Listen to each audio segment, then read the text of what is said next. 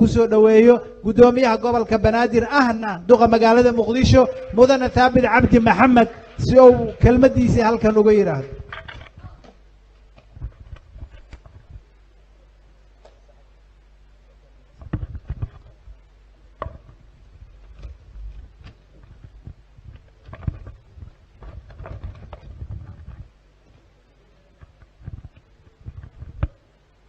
السلام عليكم ورحمة الله وبركاته. رمضان كريم. السلام كدب كسمها رئيس الوزراء أهنا رئيس الوزراء كحجينك وزير كريمها جودها رئيس الوزراء هوري قالها وزير ذا لبض قال برلمانك بعض الصحافة علماء الدينك هوينك مي ضمان صاحب هذا كلا هالكن سوي ميت. السلام كدب مدن الإمرويين وحي سديدي بشمي بشي نصار دافتي markii madaxweynaha jamhuuriyadda federaalka Soomaaliyeed ee uu safar dhulka ah ku tagay degmada Afgooye ee gobolka Shabeellada Hoose. Madaxweynaha markii uu deegaankaas tagay waxa uu la fariistay oo uu dhageystay taladooda iyo tabashadooda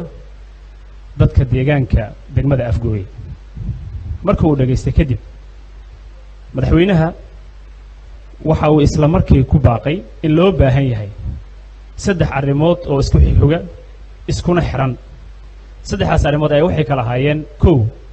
dib u xurayn, labo dib u heshiisiin, saddex dib u dhis. waxa uu madaxweynuhu ku dhawaaqay dib u heshiisiin waana tan aan maanta halkan u wada fadhino dhamaanteena. shirweynaha wada tashiga hanaanka dib u heshiisiin, shirweynaha wada tashiga qaran ee hanaanka dib u heshiisiinta. shirweynahan waa shir Soomaali leedahay oo ah shir dib u heshiisiineed Soomaali dhexdeeda oo dhameystiran oo ah dadaal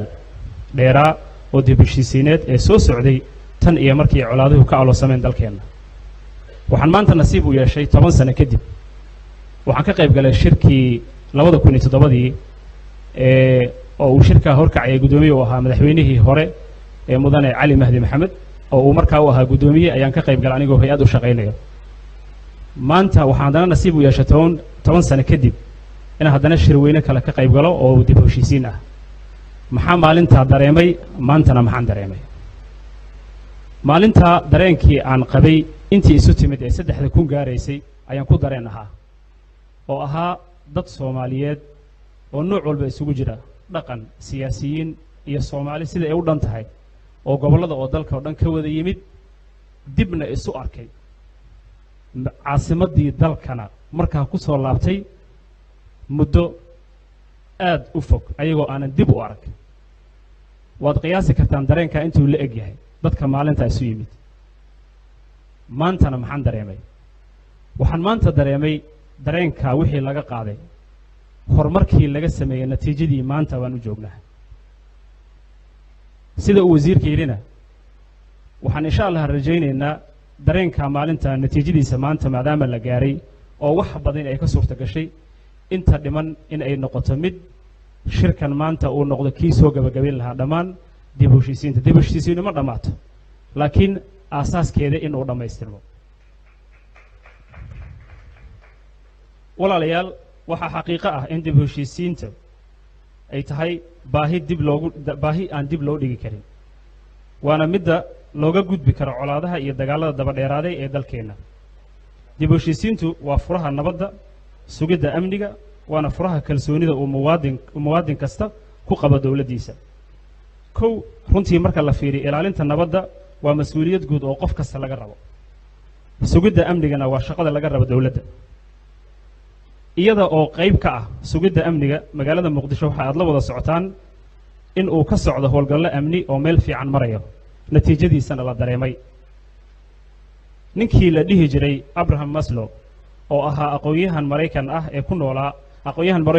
taariikhdii 1908 ilaa iyo 70kii ee dhinaca cilmi nafsiga waxa uu shax ku tilmaamay ama ku muujiyay aragtidiisa kala horeynta baahiyaha qofka bini aadamka. waxa uuna aasaas ama baahida koowaad ka dhigay amniga. walaalayaal, amni, nabad, sinaan, niyad sami midnaba ma yimaado haddii walaaluhu aysan heshiin dib u heshiisiinta ayaana aasaas u ah walaalayaal waxaa horumar gaara dad nabad ku wada noolaada isjecel soomaalidana waxa ay ku mahmahdaa walaalo isnaceb way xoolo yareeyaan wayna xabaalo badiyaan maanta soomaalidu waa fakhri wayna dhimasho badan tahay waa xaqiiqo jirto oo aanan qarin karin laakiin runtii culimmadeennu way dhawaaqeen iyadoo nabad ku baaqaya hoggaanka dhaqanka har iyo habeen bay socdaan si ay colaaduhu u damiyaan dowladduna waxa ay bixinaysaa fursad iyo madal lagu heshiiyo garashada aan maanta garannay in dib u heshiisiin loo baahan yahay waa nus ama bar ka mid ah u helidda dhibaatooyinkana haysta xal u helidda dhibaatooyinka maanta ayna haysta laakiin waa in si dhab ah oo ficil ah nabadda looga shaqeeya walaalayaal haddii aan dib u jalleecno marxaladihii dib u heshiisiinta ee uu dalka soo maray waxaad arkaysaan laba hab oo waaweyn oo lagu raadiya dib u heshiisiin oo ilaa maanta jira kuwaas oo kale ah waa xaqiiqo jirta oo ilaa maanta jiraan kuwaas oo kale ah nidaamka awood qaybsiga oo ay ku dhisan tahay dowladdu ama ay ku dhisan tahay Soomaaliya sidaad maanta ay awood qaybsiga midda labaadna waxa ay tahay nidaamka federaalka ama dowlad goboleedka oo ku salaysan deegaan labadaas hab waa wasiilo lagu raadinayo dib u heshiisiinta cadaalad iyo nidaam dowladnimo waana kuwa maanta ay ku salaysan tahay wadajirkeenna wax wayna noo dhisan yihiin runtii waxayna yihiin aasaas laga dhaqaaqi karo laakiin ma joognaa heerkii ugu fiicnaa mise xoogsiibasho iyo gudbid heer kale ayaan u baahannahay haddaba si ay u dhammaystiranto dib u heshiisiintu waa inaan u sii xoogsiibannaa midnimo sinaan cadaalad iyo barwaaqo tilaabada koowaad ee dib u heshiisiinta sida uu wasiirka tilmaamay iyadoo aasaas ay leedahay hab loo marana ay leedahay laakiin tilaabadeeda koowaad waxa ay tahay iscafis iyo isa saamixid heer qof heer qoys heer qabiil heer qaran iyo heer qurumo oo dalal badan iscafiyaan ama isa saamaxaan haddii aad u fiirsataan dib u heshiisiintu waxa ay ka bilaabataa heer qof ilaa ay gaarto dib u heshiisiin dalal ama dowlado heshiiyo dadka iyo dowladda Soomaaliyeed waxaa runtii laga rabaa in ay dhammaan heerarkaas dib u heshiisiinta maalinba mid ka bilaabaan si loo gaaro kan ugu dambeeya ee ah qurumaha ama dalal wada heshiiyey sida caadiga ah caasimadaha adduunka waxaa ku nool ama loogu talagalaa ku celcelis oo ku talagalku uu yahay 10% laakiin caasimadeenna ee caasimadeenna Muqdisho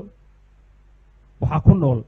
dad ka badan 25% ayaa ku nool macnaheedu waxa ay tahay way ka duwan tahay adduunyada kale celcelis maadaama loogu talagalay 10 sidaa darteed marka Muqdisho waxaa ku nool dhammaan qaybaha bulshada Soomaaliyeed oo ay ka kooban tahay oo cid ka maqan ma jirta Soomaalida hore waxay ku mahmaahi jirtay meeshii qofu joogo qoys oo dhan wuu joogaa qaranna wuu joogaa meeshii laba qof joogtana qoys iyo qaran iyo qurumana way wada joogaan mahmaadaas waxa ay run ku tahay magaalada Muqdisho oo waxaa wada jooga dhammaan qaybaha bulshada Soomaaliyeed sidaas daraaddeed reer Muqdisho waxaan ugu baaqayaa iscafis iyo isa saamixid gaar ahaan bishan barakaysan ee Ramadaanka in dhammaanteen aan iscafino isna saamaxno sidoo kale bishan ayaa ah bishii fursadda aan u wada haysanay ee lisu saamaxayo liskuna cafinayo haddii la iscafiyo waxaa damaya dabka colaadaha oo qoryaha lagu shido ay yihiin argoosi waxaan rabaa inaan hadalkayga ku koobo dhammaan marti sharafta ka timid meel walba adduunyada gaar ahaan Soomaaliya oo dhan waxaan leeyahay Muqdisho waa magaaladii 10% adduunyada u asteysneed ama loo celceliyay magaalo ka badan inta ku nool waa magaaladii sidaan wada qirnay Soomaali oo dhan ay ku wada nooshahay waa magaaladiinii waa gurigiinii ku soo dhawaada xamar Soomaaliya cafis iyo saamax ma isu wada fidina dhammaanteen Muqdisho iyo gobolka Banaadir 17 degmo waxay leeyihiin ku soo dhawaada aan iscafino aan isa saamaxno waxaan ugu dambeyntii leeyahay shirweynaheena ee wadatashiga qaran ee dib u heshiisiinta hanaanka dib u heshiisiinta ha guulaysto ha mira dhalo aan iscafino aan issaamaxno aad iyo aad ay u mahadsantihiin assalamu calaykum waraxmatullahi wabarakatu aad iyo aad u mahadsan yahay gudoomiye gobolka banaadir isla markaana duqa magaalada muqdisho mudane taabid cabdi maxamed aad iyo aad ayuu u mahadsan yahay waxaan rabaa